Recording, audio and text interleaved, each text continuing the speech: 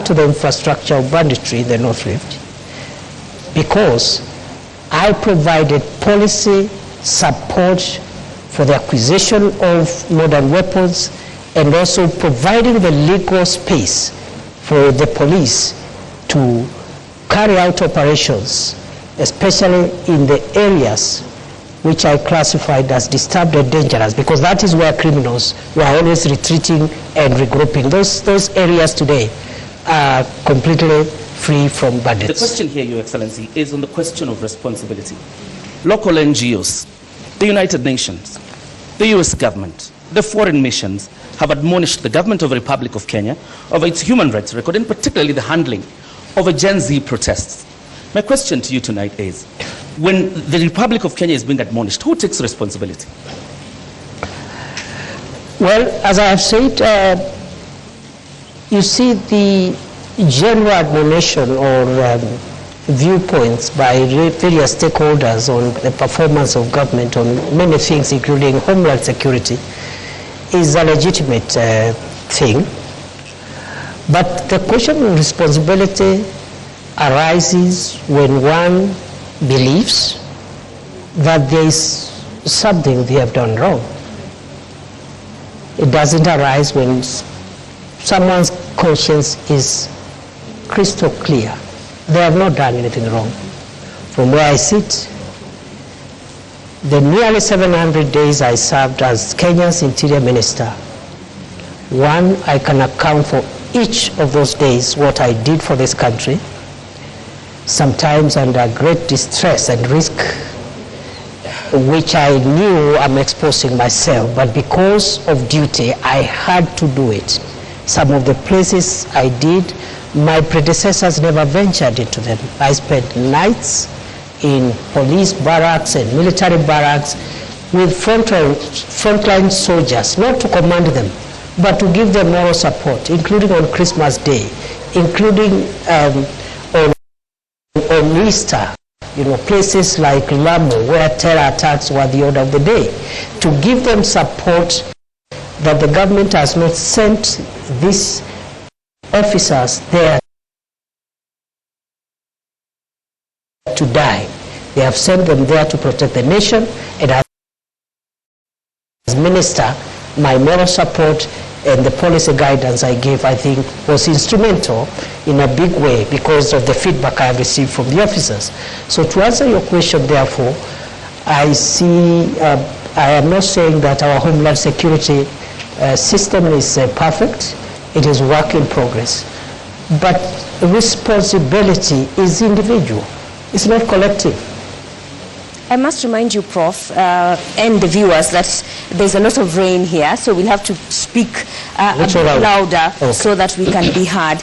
But as you speak about policy guidelines and taking modest credits for what was done in the North Rift on banditry, are you trying to, and taking modest credits for what was done in the North Rift on banditry, are you trying to tell us that you could not give policy guidelines on how police protests or moral support in them ensuring that they adhere to human rights? We did.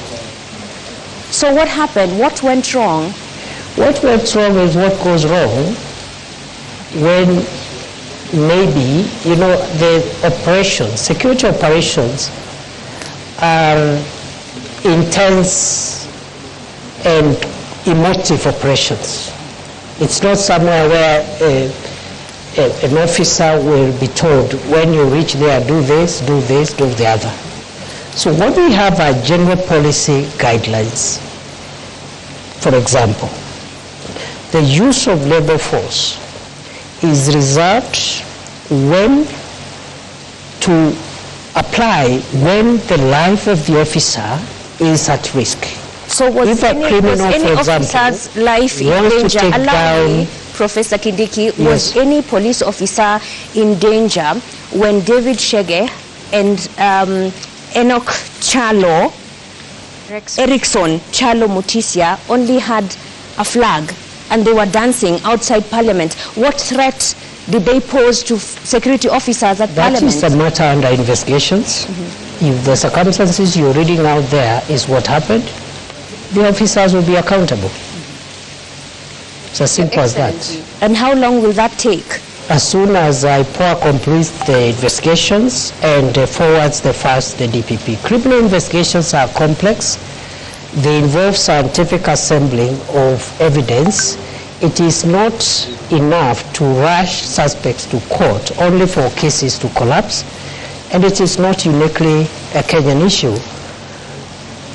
Criminal investigations, especially in a complex endeavor like the situation we're referring them to, take a bit of time, and therefore I'm hopeful that... Why were the police in mask? How complex was that? That we again, see who was ensuring security is not breached? You know, you're just telling me what you think or saw, but it was which is part of evidence. It was on live TV. There are photos of police officers who are masked. You can't identify them. I'm not disputing. But just as telling the you, CS interior, that is part of the evidence that is required to hold into account any person who may have been involved in that unfortunate incident you're explaining. Your Excellency, if you were to move this forward and probably look at why the public is on you. This is what you said on the 12th anniversary of the Supreme Court about a month ago. And you were talking about crucial jurisprudence.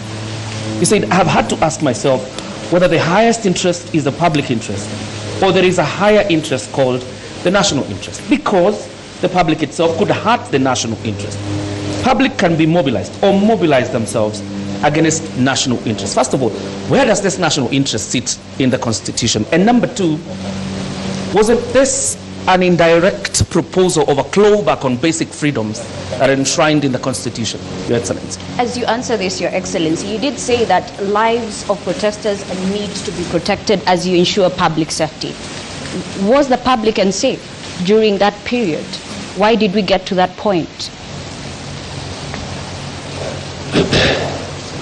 When I spoke at the Supreme Court reflection colloquium on public interest and national interest, some erroneously thought I was talking about government interest or even security interest.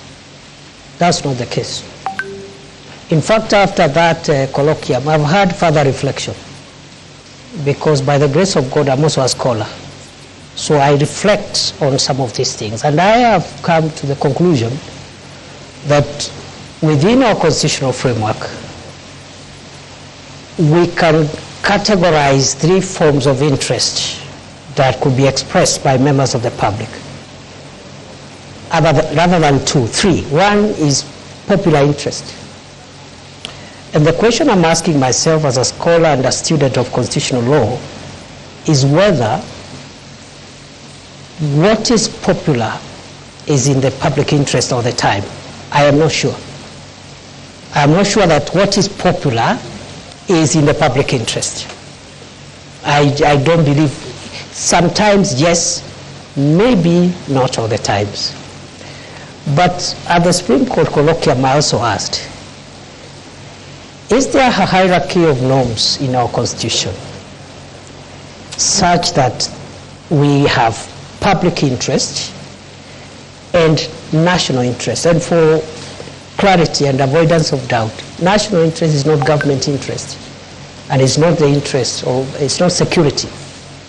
What I had in mind is, you're aware, our Constitution allows the people of Kenya to express themselves in exercise of their sovereignty in two ways. One, through elections. Two, through referenda. And then I asked myself, in fact it was tailored to the judiciary, and I wanted to ask myself, if the people of Kenya, for example, agree and express themselves in exercise of their sovereignty to change the Constitution in a referendum and vote to remove the judicial arm of government, and they decide we don't need the judiciary. People are sovereign. In a referendum, they can actually remove the judiciary. And then I asked myself, since this is an outcome of a referendum, this is in the public interest. But is it in the national... That Kenyans felt were unfair and their leaders At the were Supreme not Court, listening to I them. was not talking about the protest at all. You can look at my statements. I was not talking about protest. So what do you... We were reflecting on what the Supreme Court has helped us to understand about our Constitution, and I was inviting the Supreme Court judges to start thinking whether, even as we express our sovereignty, we have what we call bedrock things that we cannot touch. I'll give you another example. If the people of Kenya meet and in a referendum, they overwhelmingly vote, so it is popular, it is in public interest, and they vote to change Article 4.2 of the Constitution that says that Kenya is a democratic multi-party state and create a monarchy or another form of government that is not democracy. It is in the public interest. It is popular. It's in the popular interest. But is it in the national interest? My answer is that it is not. So within the Constitution, there are things you can change and still not change the DNA of our Constitution.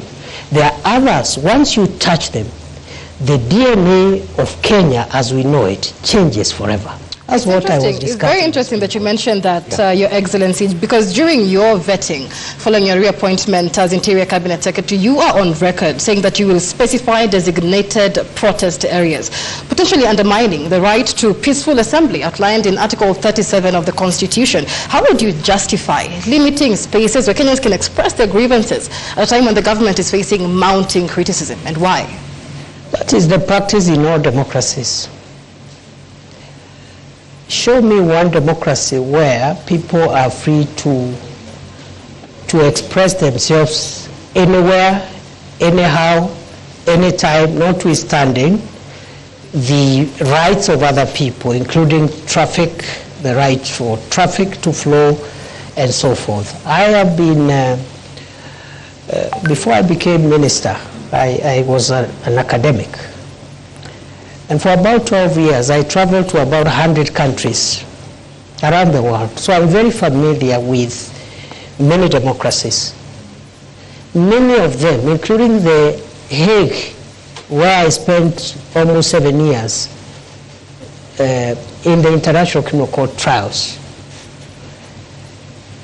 they designate places where you go and express yourself. Every institution actually is mandated. If it's Parliament, they designate a place, and then the police gives some routine. They say between 11 a.m. and 3 p.m., a certain group will protest. And they tell the police will be about 500 and so forth, and then you protest there, you hand your petition, someone comes and receives petitions, then you vacate. Maybe in the evening another group will come. That's what we might start thinking about.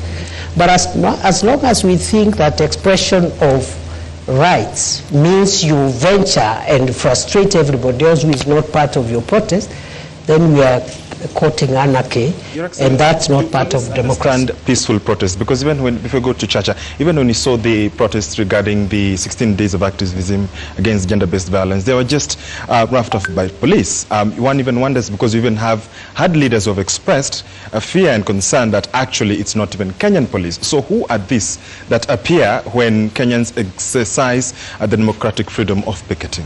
The example you have given was regrettable, and government has already addressed itself to that issue.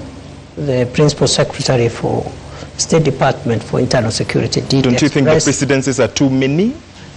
Not really, I don't think so. And I think with the apology that the State Department gave, I think Kenyans should give government the benefit of doubt. Mm-hmm. Because if the intention was to keep on doing this thing, then an apology was unnecessary. If you know you're going to do it again, you just keep quiet and do it the following day. Did you realize this only when you became the interior boss? And despite having served in various capacities in the leadership of the Senate, you didn't think of introducing that bill then? In 2015, I I introduced the Homeland Security Bill, which, as leader of majority in the Senate, which was taken up and became part of it is what became the miscellaneous security laws of 2014. I know some parts of that law were struck out, but 85% of those laws are what has made Kenya. Specifically on limiting the protesters. The security laws did not cover the issue of protest. But it covered a wide range of issues that we needed to deal with to make sure that our country is safe. But on the other hand, legislation is work in progress. It doesn't end with one piece of legislation. It happens every day. Democracies which have been in place for 300 years are still making law, even security-related laws.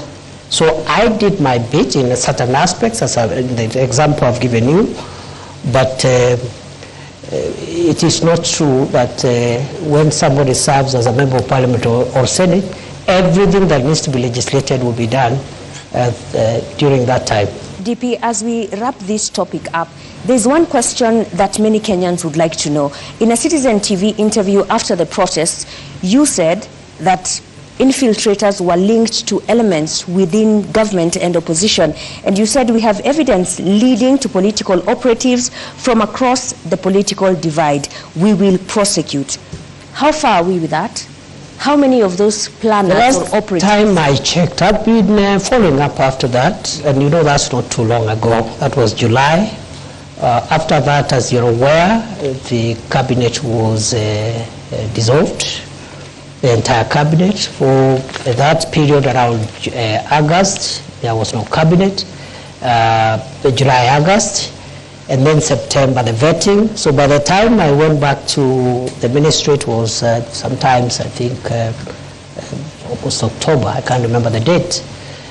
And we are following up on that process. As much as I know, a number of people have already recorded statements, and as far as I know, a file was forwarded by the DCI to the DPP, but it was returned to seal certain gaps that have been discovered by the DPP, and therefore that is work in progress. As I said, criminal investigations take long, but I'm sure there will be accountability for everyone who may have either incited violence or taken advantage of the peaceful protest to infiltrate that democratic process.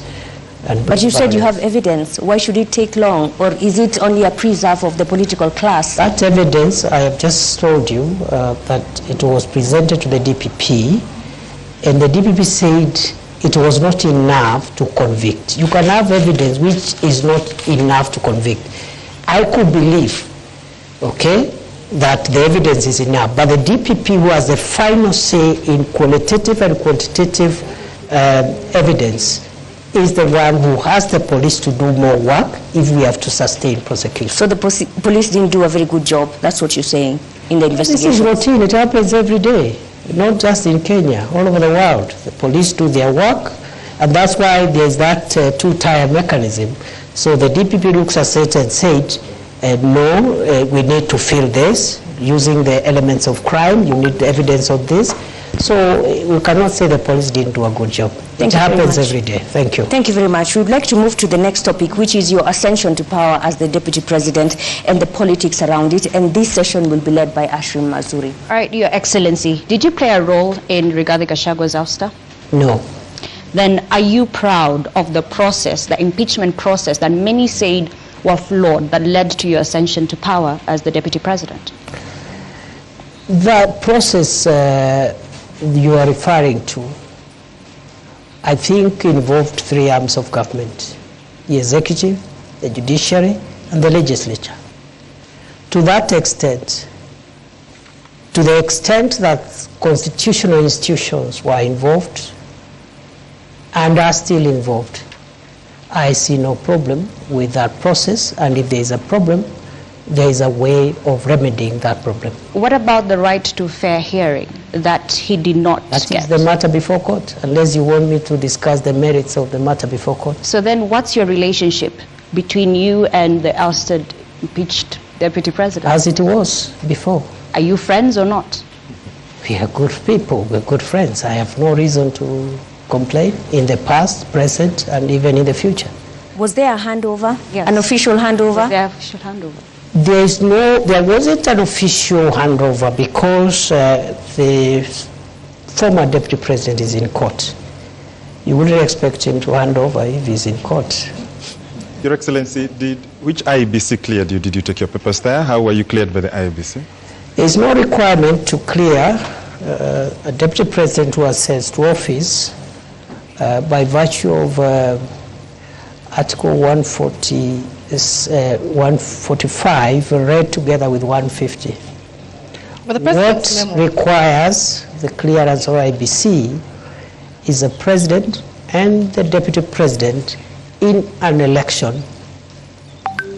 The President's memo to Parliament, Your Excellency, indicated that your nomination was cleared by IEBC. There was no election. I assumed office through a process different from a process following an election. Is it an indictment of the judiciary, Your Excellency? Because the former deputy president, through a court process, is actually outside. We have the governor of Meru, who is in office, even through a similar process. What kind of jurisprudence is that creates two forms of justice in your own understanding? And this is from a point of view as a law professor. First, the two cases you have cited were beneficiaries of court injunctions.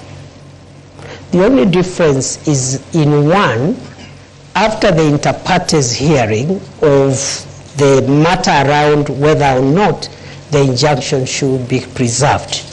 In one case, the court found that the injunction needed to be lifted. In the second case, which also there has been an injunction, the court found yesterday that there is no need to lift the injunction. That's the only difference. And it happens in courts all the time, not just in Kenya, all over the world. In fact, the finding of one court is in many cases overturned by the next court the following day. So there is no inconsistency whatsoever. That is judicial practice. A judge, even one bench of 3 judges, one judge will say this, 2 other judges will say different things, of the same subject matter, same articles, same evidence, same parties. That's how, that's the independence of the judiciary is not just institutional. It is individual, it's decisional. Every judge carries decisional independence.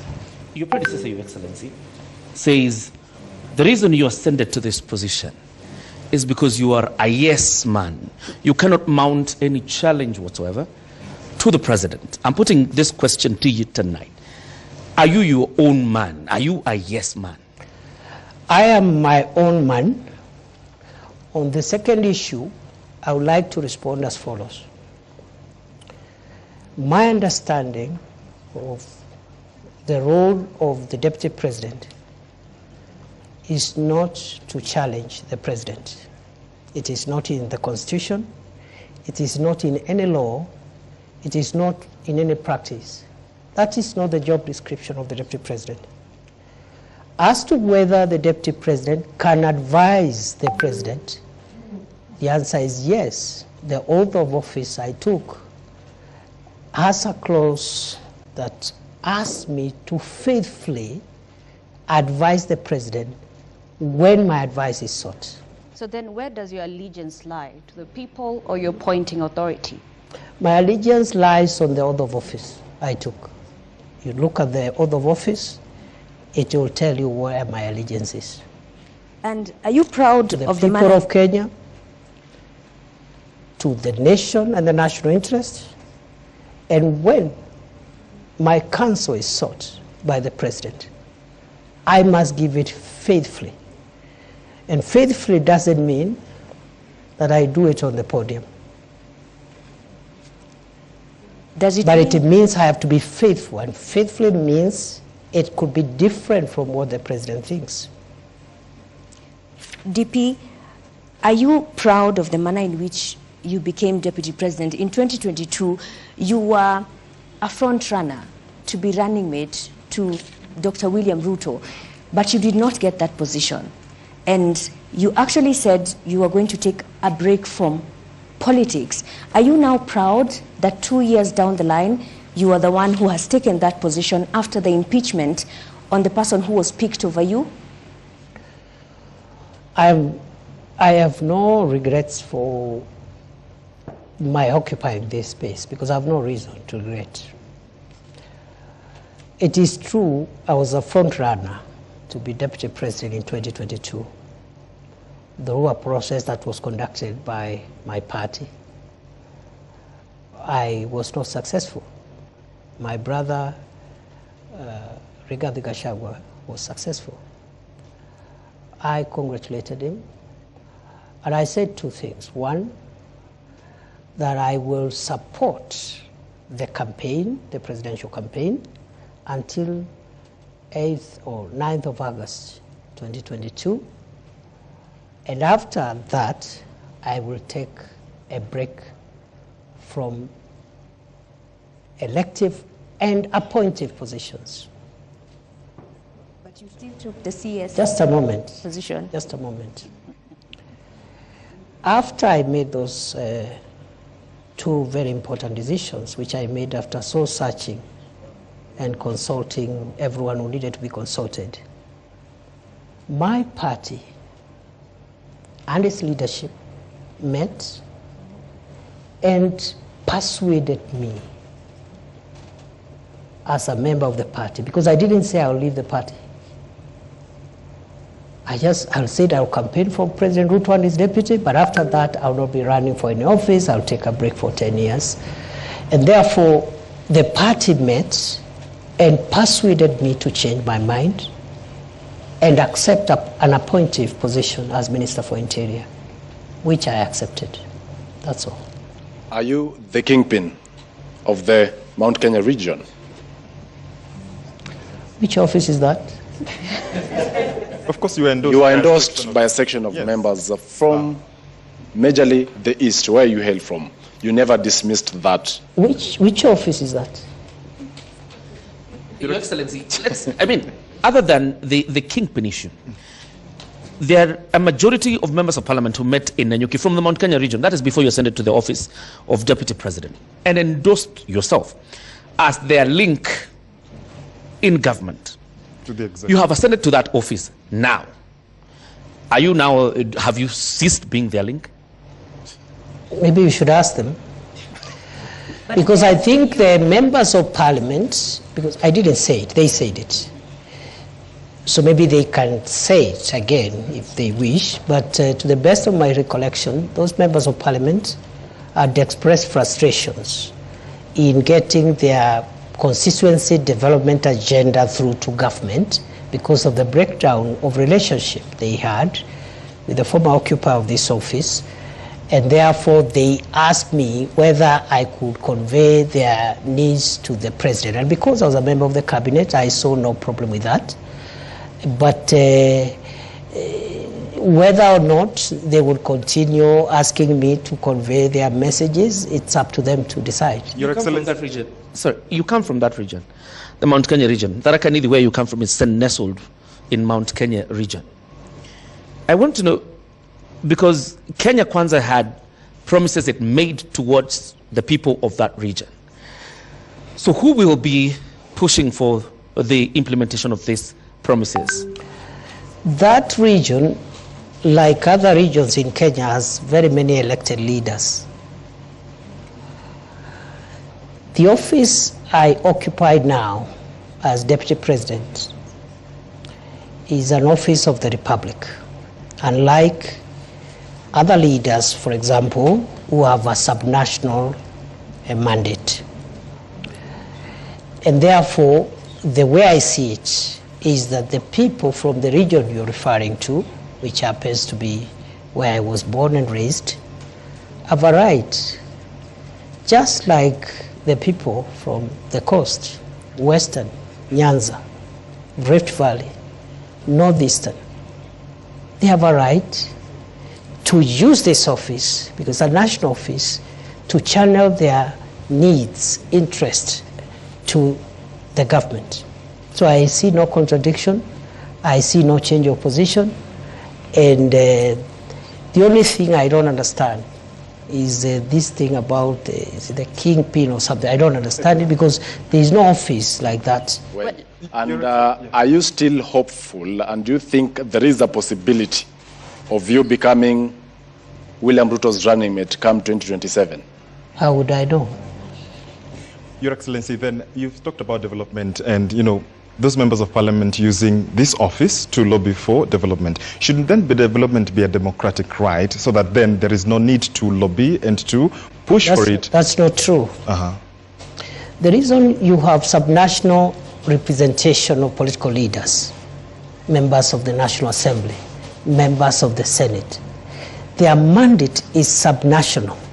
A member of the National Assembly represents the interests, priorities of the constituency where they are elected. Of course, in the context of a broader national perspective, because some of the things that they want them passed are not projects and programs, they are legislative in nature, and you require the parliament as a whole to support you. For example, recently we had a Sugar Act sponsored by a member of parliament from Western Kenya, where sugar is mostly grown.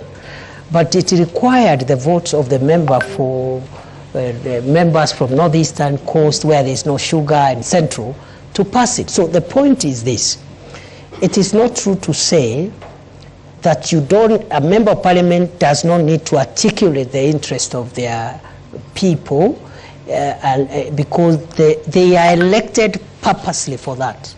They are elected to articulate those interests and convey them either to the executive, to the legislature, and make sure that those interests at that local level are realized. During your inauguration, when you took oath of office, your boss, the President, Dr. Ruto, said he felt he was a lone voice in the executive. From your interaction, 50 days in, is he still a lone voice? And perhaps you interact with him, he's your boss. I really don't know.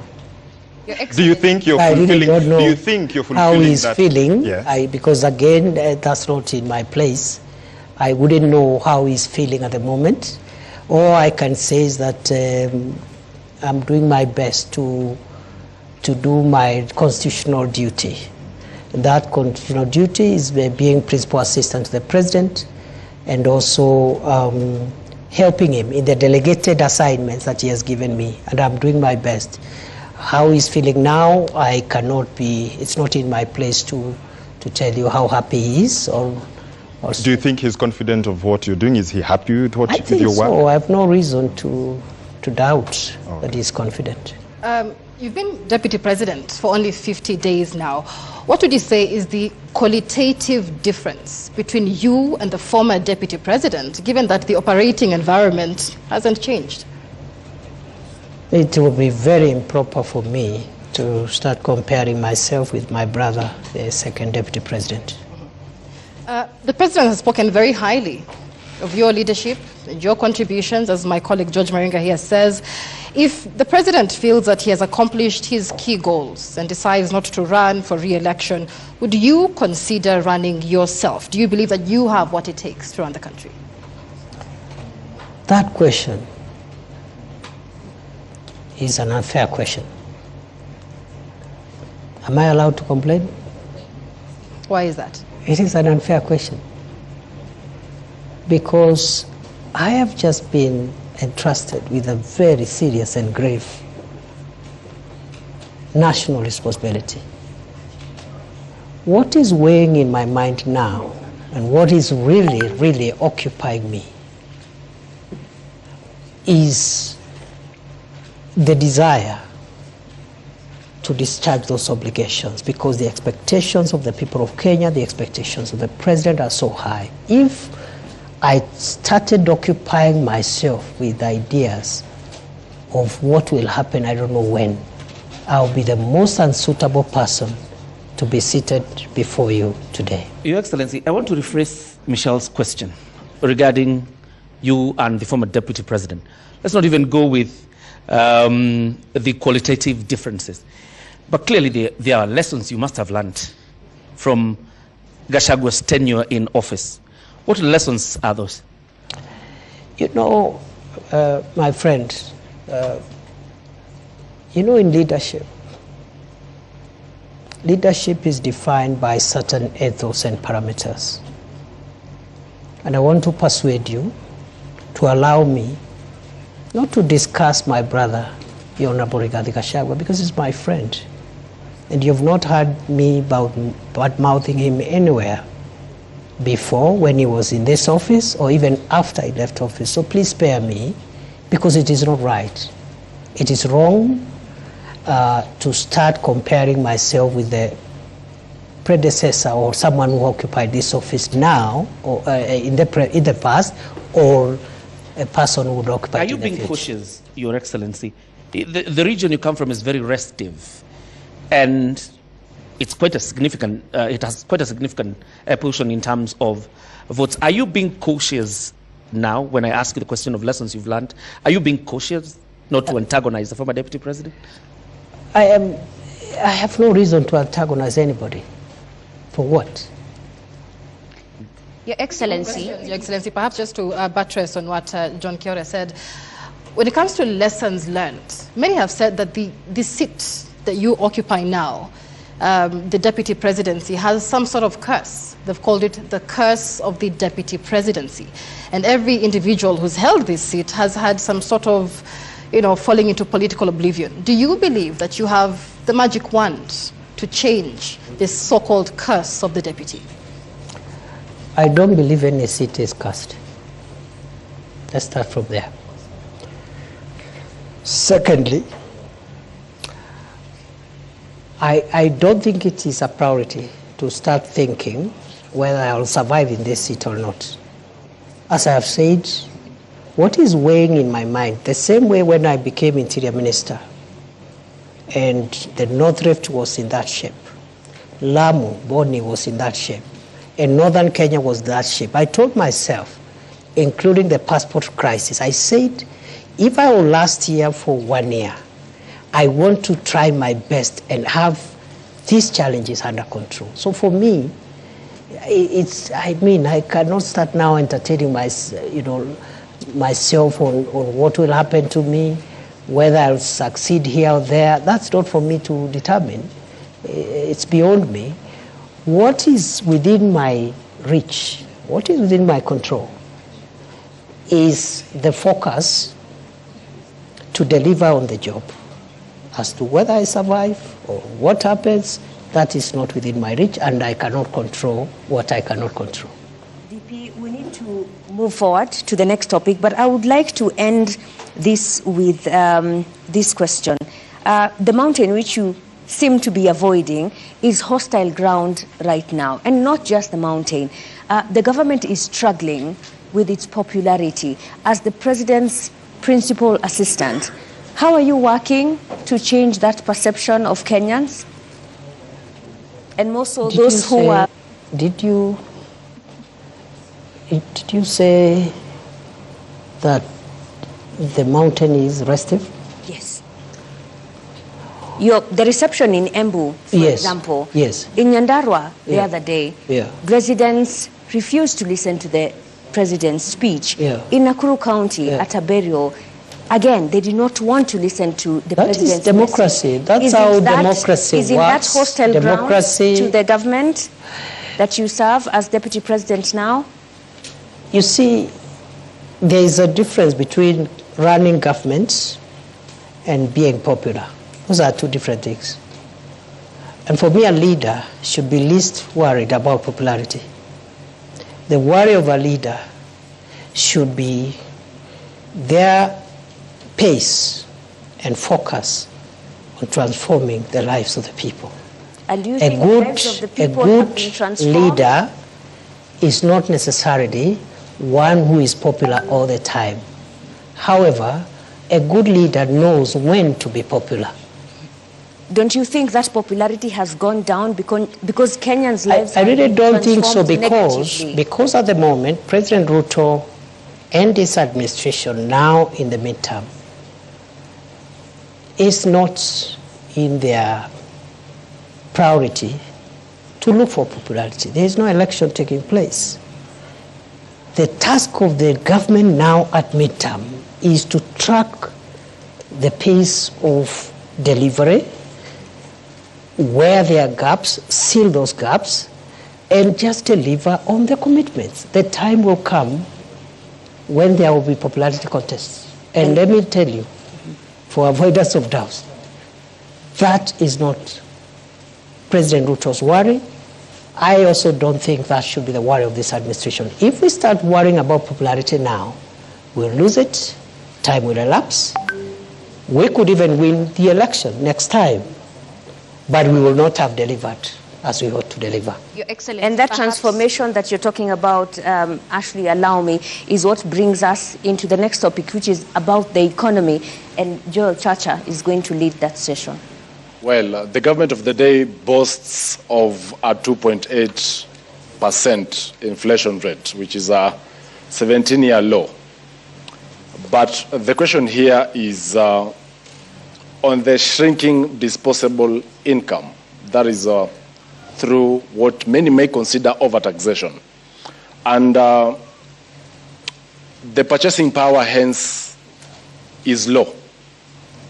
How are you working to ensure that there is money in the pockets of Kenyans? Thank you. When President Ruto took over leadership of this country in 2022, the 5 or 6 macroeconomic indicators were not looking good. And I need to clarify now that I have this opportunity. Many people think when we project that time frame so that to show the distance we have covered, we are casting aspersions at the previous administration. That is not true. Kenya got to where it was in 2022 because of factors mainly beyond the control of President Uhuru Kenyatta, because the country's economy was shut down for nearly 2 years by COVID-19. No economic activity. And then, of course, the war in Ukraine, and which affected the global supply chain of wheat and other oil and foodstuffs, and many other factors. So when we refer to 2022, it is not political. It's just a fact. And in any case, that's the only way we can explain what we have done. Now, straight to your issue. The macroeconomic indicators were bad. The dollar was rising on a daily basis, 160. At one point, it approached 170. The price of fuel, the same. At one point, it approached 217 per liter for petrol, super. Then inflation was 9.6%. And then if you take the 6 basic food items, starting with unga, the main ones, again, the prices were much higher than they are today. Today, essential commodities, 2 years later, are down significantly. Just to give unga as an example, from 240, 250, 230, depending on the brand, to now something between 95 and 120, depending on the brand, maybe 120 something. Number 2, the foreign exchange stability has been realized for more than a year now, from the high of 160 plus to now 127, 129 for some time. The same applies to the price of fuel, which is decreasing every day, every month, including last month when it went down by 4 shillings. Inflation again from 9.6 to 2.8%, the lowest in 17 months. Now, in 17 years. Now, that has not happened by magic or by chance. It has happened because of policy interventions, subsidizing production as opposed to consumption, the fertilizer subsidy, and so many other interventions in various sectors that has managed the macroeconomic situation. It has taken 2 years. But flashback to 2002 when President Kibaki took over, when we had similar situations at the exit of President Moi. it took President Kibaki 6 years to bring back macroeconomic stability. President Ruto has taken 2 years, by the grace of God. So the 2 years look a bit long, but in the context of what has happened in the past, I think this is a bit of a very good trial. What remains now is what you're asking me. The macroeconomic stability, for it to be felt by citizens, must be followed by microeconomic stability, which is improving household incomes, creating jobs, and so many other things that we are doing in the space of SMEs, in the space of the various sectors, including manufacturing and tourism. So, to answer your question, the macroeconomic transformation and the microeconomic transformation cannot be taken simultaneously. One must precede the other. Going forward, therefore, the remaining 3 years is the interventions. We're going to have interventions that will respond to the issues you say. Already those interventions have been operationalized.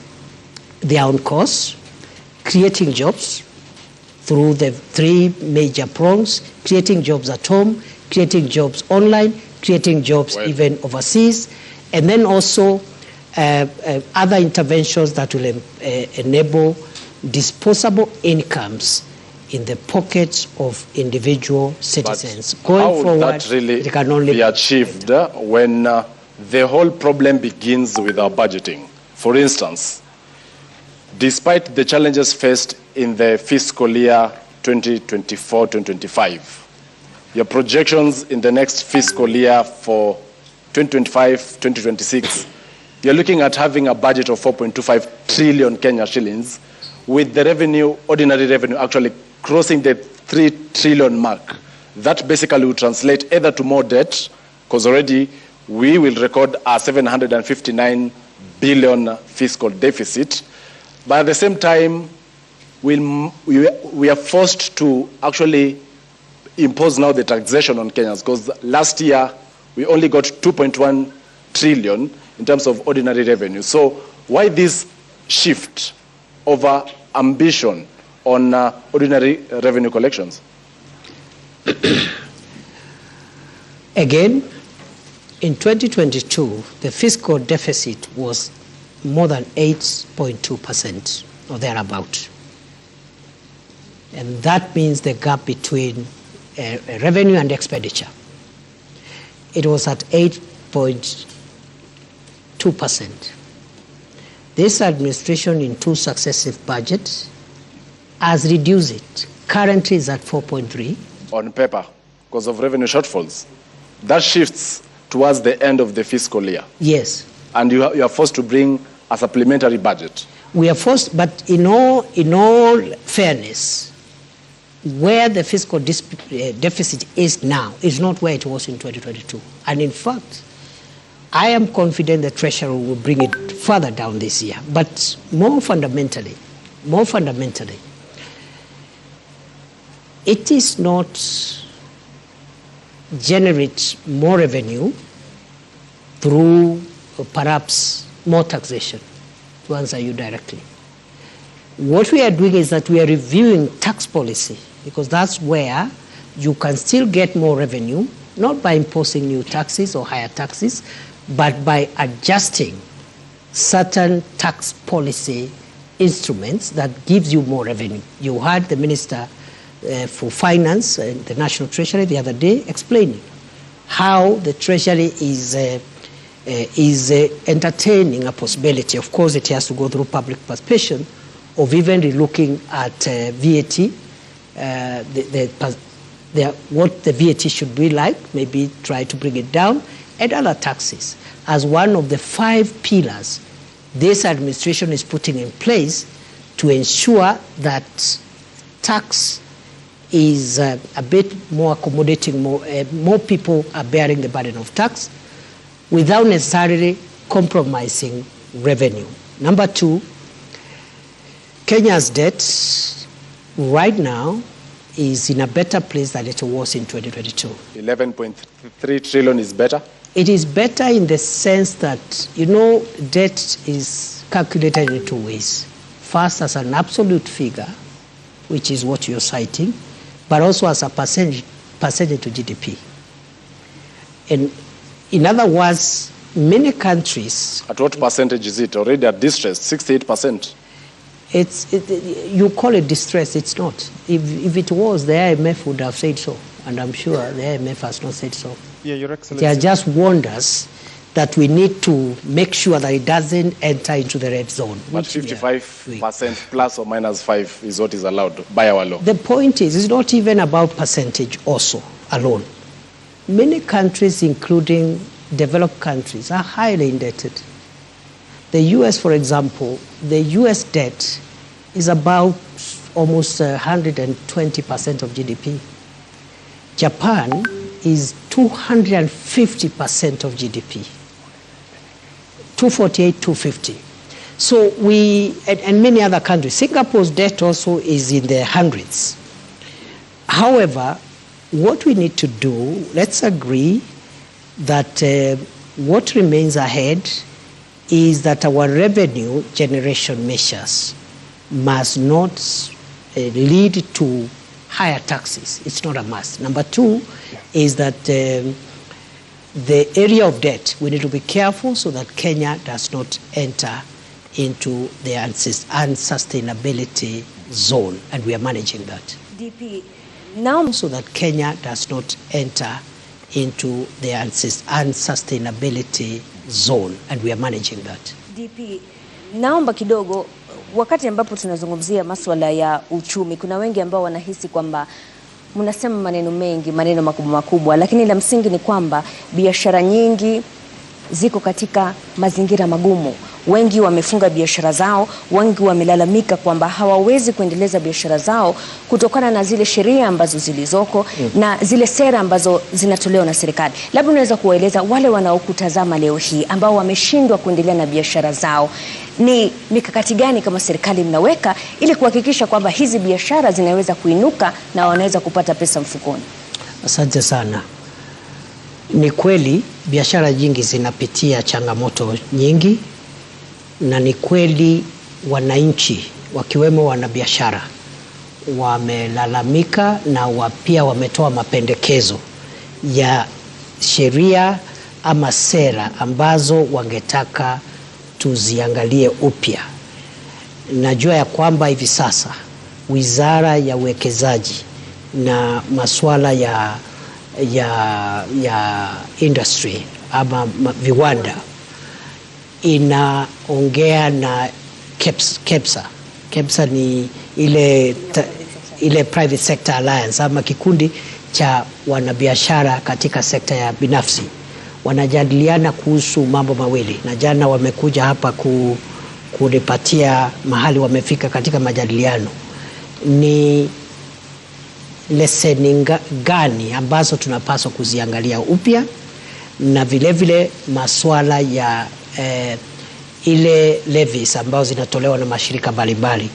Kwa hivyo swala hili la ugumu wa wanabiashara wetu ni swala ambalo tunaliangazia, tunajadiliana na wale ambao ni washikadau, na serikali iko tayari kutoa mwelekeo wa sera mpya za kuzingatia uboreshaji wa biashara. Ile jambo ambalo limesema, manake watu wanakwenda Krismasi hawana hela mfukoni, watakula nini sikukuu? Unajua hayo majadiliano sio ya Krismasi, ni ya kurekebisha. Na Januari kutakuwa na hela za karo zinazohitajika. Kwa hiyo mjadala sio wa maneno ya karo, ni wa kurekebisha idara zetu na ili biashara zetu zipanuke. Nataka niwahakikishie kwamba nimesema jana waziri wa viwanda na uwekezaji pamoja na wakilishi wa shirika hilo ambalo ni la wanabiashara wameniambia wako katika mjadala, na Januari nimeambia hao waniletee ile ripoti yao ili tuipitishe ama tuijadilie katika baraza la mawaziri. Kwa hivyo mwakani tutakuwa na mfumo mpya, sera mpya, sheria mpya za kuboresha biashara. Lakini pia kuna wale ambao wanasema, nikimalizia, kuna wale ambao wanahisi kwamba hizi biashara kuna mazingira magumu kwa sababu wale ambao wanapata mshahara, kwa mfano, zile pesa ambazo wao hutumia kwenda kwa hoteli, kwa mfano, kwenda kununua chakula, zimepungua kutokana na yale makato ya mishahara. Kwa hivyo wengi wanashikilia zile hela kidogo walizobakishwa nazo, ndio maana hizi biashara hazisongi mbele. Unasemaje kuhusiana na hili? Unajua, nimesema ya kwamba Wizara ya Hazina ya Kitaifa imesema ya kwamba iko na mambo manne ambayo inataka kushughulikia ili kujaribu kusawazisha maneno ya kiuchumi na kuhakikisha wananchi wamepata nafuu ya kiuchumi katika household, yani katika individual level, sababu tumekuwa tukikabiliana na mambo ya kijumla. Sasa tunakabiliana na mambo ya kibinafsi, na kati ya hayo majadiliano kutakuwa na sera mpya za mambo ya ushuru na mambo ya kibiashara. Lakini la muhimu zaidi ni kwamba katika hayo majadiliano ni lazima tujue ya kwamba ile ushuru ambao unakatwa, kwa mfano katika mambo ya bima ya afya, unaweza kuwa unapunguza kidogo mshahara wako kama mtu ambaye ameajiriwa kazi, lakini ile bima ambayo ni ya kila mwananchi itapunguza zile arambe za kimatibabu. Kwa hivyo wewe labda pesa yako imepungua kidogo, lakini hizi arambe 5 ama 10 ulikuwa unaitwa kwa sababu uko na mtu kwa familia yako na shida ya figo, shida ya hizo arambe zikipungua, there is a net off. Kuna vile hiyo mkato imekunufaisha hata kwa njia zaidi kuliko vile ilikuwa, because ile swala la naibu rais, lakini unapozungumzia masuala yote licha ufanisi huu wote, we've seen the President Dr. Ruto say we are proud that our sister country of Tanzania is now leading in our business engagements. The success of Tanzania is the success of East Africa. Businesses have been closing shop and going to neighboring countries. So you're speaking of this, and KEPSA has talked about it, that the government seems not to be listening to those who run businesses, that they're escaping to other countries. I've just told you we are having a conversation with KEPSA. Why don't you call them after this interview? We did speak a few weeks ago with Bimal Shah. Should have told you that they are engaging. And he did say that, whereas that engagement is happening, it is not... They have identified 2 areas. One is the regulatory. They say there is multiple regulation, or what they are calling over-regulation. The second issue on the table is on taxation. We are a bit careful because the issue of taxation, we would rather have it in the broader tax policy and other fiscal issues that are being discussed and spearheaded by the National Treasury than just to take just that business community and handle their taxation issues without the context of looking at tax as a general issue. I really need to ask a question on the tax regime, because today there has been an announcement that there is a task force that has been formed to get to the bottom of why businesses are closing down in the Republic of Kenya and relocating to other countries. Your Excellency, doesn't that sound absurd? Why do you need a task force to establish why businesses are closing when all you can blame is the taxation regime? You need to, because this is something that has happened for the last 20 years. It has not happened this year. Just look at which organizations have left Kenya when.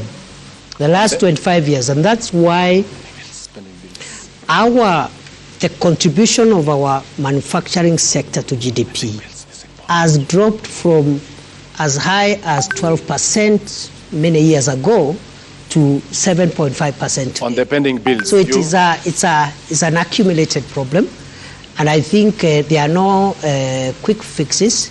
The best way to do it is to just analyze all the factors and bring recommendations that will last us another 40, 30 years. The financial inadequacies being experienced in the country perhaps are as a result of the pending bills. More than 650 billion for the national government, 150 billion for county governments. But you're not budgeting for it. do you promise Kenyans that as soon as the pending bills verification committee concludes its work, you're going to settle the pending bills?